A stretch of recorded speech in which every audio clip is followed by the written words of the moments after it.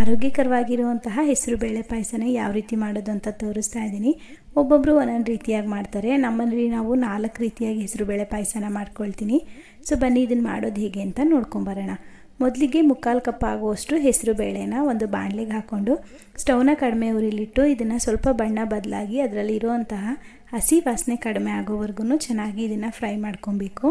ಹೆಸರುಬೇಳೆನ ತಿನ್ನೋದ್ರಿಂದ ದೇಹನೂ ಸಹ ತಂಪಾಗಿರುತ್ತೆ, ಜೊತೆಗೆ ಆರೋಗ್ಯಕ್ಕೂ ಸಹ ತುಂಬಾ ಒಳ್ಳೆಯದು. ಹೆಸರುಬೇಳೆ ಎಲ್ಲ ಈ ರೀತಿಯಾಗಿ ಬಣ್ಣ ಬದಲಾದ್ಮೇಲೆ ಇದನ್ನು ಕುಕ್ಕರ್ಗೆ ಹಾಕ್ಕೊಂಡಿದ್ದೀನಿ.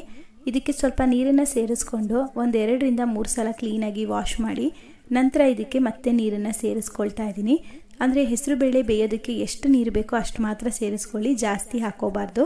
ಈಗ ಈ ಕುಕ್ಕರ್ ಲಿಡ್ನ ಕ್ಲೋಸ್ ಮಾಡಿಕೊಂಡು 3 ವಿಷಲ್ ಬರೋವರೆಗೂ ಕೂಗಿಸ್ಕೊಳ್ತೀನಿ. ಕುಕ್ಕರ್ ಕೂಗೋಷ್ಟರಲ್ಲಿ ಒಂದು ಬಾಣಲೆಗೆ 1 ಸ್ಪೂನ್ ಆಗೋಷ್ಟು ತುಪ್ಪ ಸೇರಿಸ್ಕೊಂಡು ಇದಕ್ಕೆ ಗೋಡಂಬಿ ಮತ್ತು ದ್ರಾಕ್ಷಿನ ಹಾಕಿ ಫ್ರೈ ಮಾಡ್ಕೊಳ್ತಾ ಇದ್ದೀನಿ.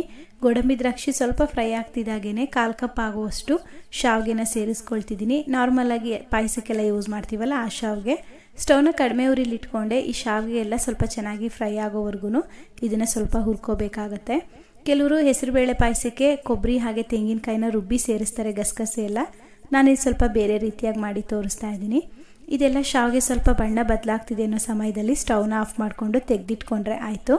ನಂತರ ಇನ್ನೊಂದು ಪಾತ್ರೆಗೆ 1 ಕಪ್ ಆಗುವಷ್ಟು ಬೆಲ್ಲನ ಪುಡಿ ಮಾಡ್ಕೊಂಡಿದ್ದೆ, ಅದನ್ನು ಹಾಕ್ಕೊಳ್ತಿದ್ದೀನಿ.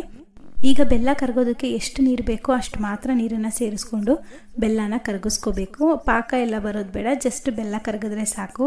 ಯಾಕೆಂದರೆ ಬೆಲ್ಲದಲ್ಲಿ ಏನಾದರೂ ಕಸ ಇದ್ದರೆ ಅದನ್ನು ಫಿಲ್ಟ್ರ್ ಮಾಡ್ಕೊಬೋದು ಅಂತ ಬೆಲ್ಲನ ಕರಗಿಸ್ಕೊಳ್ತಿದ್ದೀನಿ ಅಷ್ಟೇ. ಇಷ್ಟು ಕರಗಿದ್ರೆ ಸಾಕು. ಈಗ ಸ್ಟವ್ನ ಆಫ್ ಮಾಡ್ಕೊಂಡಿದ್ದೀನಿ. ಈ ಕಡೆ ನೋಡಿ ಹೆಸರುಬೇಳೆನೂ ಸಹ 3 ವಿಷಲ್ ಕೂಗಿ ಯಾವ ರೀತಿಯಾಗಿ ಬೆಂದಿದೆ ಅಂತ ಈ ಹದದಲ್ಲಿ ಬೆಂದಿರಬೇಕು.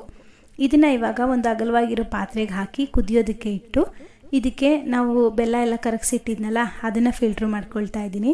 ಅದರಲ್ಲಿ ಏನಾದರೂ ಕಸ ಅಥವಾ ಕಲ್ಲಿದ್ರೆ ಸಪ್ರೇಟ್ ಆಗುತ್ತೆ ಅಂತ. ಕೆಲವರು ಹೆಸರುಬೇಳೆ ಪಾಯಸಕ್ಕೆ ಸಕ್ಕರೆನೂ ಸಹ ಸೇರಿಸ್ತಾರೆ, ಆದರೆ ಸಕ್ಕರೆ ಬದಲಾಗಿ ಸ್ವಲ್ಪ ಬೆಲ್ಲನ ಸೇರಿಸ್ಕೊಂಡ್ರೆ ಆರೋಗ್ಯಕ್ಕೂ ಒಳ್ಳೆಯದು, ರುಚಿನೂ ಸಹ ಚೆನ್ನಾಗಿರುತ್ತೆ ಅಂತ ಬೆಲ್ಲನೇ ಸೇರಿಸ್ಕೊಂಡಿದ್ದೀನಿ. ಇದನ್ನು ಇವಾಗ ಒಂದ್ಸಲ ಚೆನ್ನಾಗಿ ಮಿಕ್ಸ್ ಮಾಡ್ಕೊಬೇಕು. ಆ ಹೆಸರುಬೇಳೆ ಏನಾದರೂ ಸ್ವಲ್ಪ ಗಂಟುಗಳ ರೀತಿ ಇದ್ದರೆ ಅದನ್ನು ಪೂರ್ತಿಯಾಗಿ ಮಿಕ್ಸ್ ಮಾಡ್ಕೊಂಬಿಡಿ. ಇದು ಸ್ವಲ್ಪ ಗಟ್ಟಿನೇ ಆಯಿತು. ಇದಕ್ಕೆ ನಾನಿಲ್ಲಿ ನೀರು ಬದಲಾಗಿ ಇವತ್ತು ತೆಂಗಿನಕಾಯಿ ಹಾಲನ್ನು ಸೇರಿಸಿ ಪಾಯಸ ಮಾಡ್ತಾಯಿದ್ದೀನಿ. ಅದಕ್ಕಾಗಿ ಒಂದು ದಪ್ಪ ಇರುವಂತಹ ತೆಂಗಿನಕಾಯಿನ ತುರಿದು ಮಿಕ್ಸರ್ ಜಾರ್ಗೆ ಹಾಕಿ ಅದರಲ್ಲಿ ಹಾಲು ಬರುತ್ತಲ್ಲ ತೆಂಗಿನಕಾಯಿ ಹಾಲು, ಅದನ್ನು ತೆಗೆದಿಟ್ಕೊಂಡಿದ್ದೆ. ಅದನ್ನು ಪೂರ್ತಿಯಾಗಿ ಹಾಕ್ಕೊಳ್ತಾ ಇದ್ದೀನಿ. ಆದರೆ ಒಂದು ತೆಂಗಿನಕಾಯಲ್ಲಿ ಬರುವಂತಹ ಪೂರ್ತಿ ಹಾಲನ್ನು ಸೇರಿಸ್ಕೊಂಡ್ಬಿಡಬೇಕು. ಈ ಹಾಲನ್ನು ಸೇರಿಸಿದ್ಮೇಲೆ ಮತ್ತೆ ಒಂದು ಸಲ ಚೆನ್ನಾಗಿ ಮಿಕ್ಸ್ ಮಾಡ್ಕೊಳ್ಳಿ. ನಿಮಗೆ ತೆಂಗಿನಕಾಯಿ ಹಾಲನ್ನು ಸೇರಿಸಿದ ಮೇಲೂ ಸ್ವಲ್ಪ ಗಟ್ಟಿ ಆಯಿತು ಅಂತ ಅನಿಸಿದ್ರೆ ಇನ್ನೊಂದು ಸ್ವಲ್ಪ ತೆಂಗಿನಕಾಯಿ ಹಾಲನ್ನು ಸೇರಿಸ್ಕೋಬೋದು ಅಥವಾ ನೀರನ್ನು ಸಹ ಸೇರಿಸ್ಕೋಬೋದು. ನಾನಿಲ್ಲಿ ತೋರಿಸ್ತಾ ಇರುವಂತಹ ಹದ ಕರೆಕ್ಟಾಗಿರೋದ್ರಿಂದ ನಾನು ಎಕ್ಸ್ಟ್ರಾ ನೀರೇನು ಸೇರಿಸೋದಕ್ಕೆ ಹೋಗಿಲ್ಲ. ಈಗ ಇದನ್ನು ಕುದಿಯೋದಕ್ಕೆ ಬಿಡಬೇಕು. ಈಗ ಚೆನ್ನಾಗಿ ಕುದಿ ಬರ್ತಾ ಇದೆ. ಈ ಸಮಯದಲ್ಲಿ ಹುರಿದಿಟ್ಟಿದಂತಹ ಶಾವಿಗೆ ಗೋಡಂಬಿ ದ್ರಾಕ್ಷಿನ ಸೇರಿಸ್ಕೊಳ್ತಾ ಇದ್ದೀನಿ. ಶಾವಿಗೆ ಹಾಕ್ದೇನೂ ಸಹ ಮಾಡ್ಕೋಬೋದು, ಆದರೆ ನಾವು ತೆಂಗಿನಕಾಯಿ ಹಾಲು ಹಾಕಿ ಶಾವಿಗೆ ಹಾಕಿ ಮಾಡೋದ್ರಿಂದ ಹೆಸರುಬೇಳೆ ಪಾಯಸ ತುಂಬಾ ರುಚಿಯಾಗಿರುತ್ತೆ, ಜೊತೆಗೆ ಡಿಫ್ರೆಂಟ್ ಆಗಿರುತ್ತೆ. ಅದಕ್ಕೋಸ್ಕರ ನಾನು ಶಾವಿಗೆನ ಹಾಕ್ಕೊಂಡಿದ್ದೀನಿ. ಶಾವಿಗೆನ ತುಂಬ ಹೊತ್ತು ಕುದಿಸೋದು ಬೇಡ, ಒಂದು 5 ನಿಮಿಷ ಕುದಿಸ್ಕೊಂಡ್ರೆ ಸಾಕು. ನೋಡಿ 5 ನಿಮಿಷದ ನಂತರ ತೋರಿಸ್ತಾ ಇದ್ದೀನಿ. ಇನ್ನೂ ಸ್ವಲ್ಪ ಗಟ್ಟಿಯಾಗಿರುತ್ತೆ, ಇಷ್ಟಿದ್ರೆ ಸಾಕು. ಇದು ತಣ್ಣಗಾದ್ಮೇಲೆ ಇನ್ನೂ ಸ್ವಲ್ಪ ಗಟ್ಟಿ ಆಗುತ್ತೆ. ನಿಮಗಿಲ್ಲ ಇನ್ನೂ ಸ್ವಲ್ಪ ತೆಳುವಾಗಬೇಕಂದ್ರೆ ಇನ್ನೊಂದು ಸ್ವಲ್ಪ ಎಕ್ಸ್ಟ್ರಾ ನೀರನ್ನು ಸೇರಿಸ್ಕೊಳ್ಳಿ, ಆಗ ಇನ್ನೂ ಸ್ವಲ್ಪ ತೆಳುವಾಗುತ್ತೆ. ನೀವು ಬೇಕಿದ್ರೆ ಇದಕ್ಕೆ ಸ್ವಲ್ಪ ಏಲಕ್ಕಿ ಪುಡಿನೂ ಸಹ ಸೇರಿಸ್ಕೋಬೋದು. ನಾನಿಲ್ಲಿ ಏಲಕ್ಕಿ ಪುಡಿ ಏನು ಹಾಕಿಲ್ಲ, ಹಾಗೆ ಮಾಡ್ಕೊಂಡಿದ್ದೆ.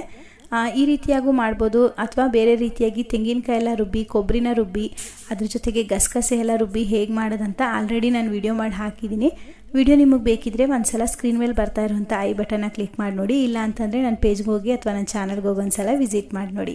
ವಿಡಿಯೋ ಇಷ್ಟ ಆಗಿದ್ರೆ ಲೈಕ್ ಮಾಡಿ, ಹಾಗೆ ಮತ್ತಷ್ಟು ಈಸಿ ರೆಸಿಪಿಗಳಿಗಾಗಿ ನನ್ನ ಚಾನಲ್ನ ಸಬ್ಸ್ಕ್ರೈಬ್ ಮಾಡ್ಕೊಳ್ಳೋದನ್ನು ಮಾತ್ರ ಮರಿಬೇಡಿ. ಈ ವಿಡಿಯೋ ನಿಮಗೇನಾದರೂ ಇಷ್ಟ ಆಯಿತು, ಸ್ವಲ್ಪನಾದರೂ ಯೂಸ್ಫುಲ್ ಅಂತ ಅನಿಸಿದ್ರೆ ನಿಮ್ಮ ಫ್ಯಾಮಿಲಿ ಫ್ರೆಂಡ್ಸ್ ಎಲ್ಲರಿಗೂ ಸಹ ಶೇರ್ ಮಾಡಿ. ನಾಳೆ ಮತ್ತೆ ಹೊಸ ವಿಡಿಯೋ ಜೊತೆ ಸಿಗೋಣ. Thank you.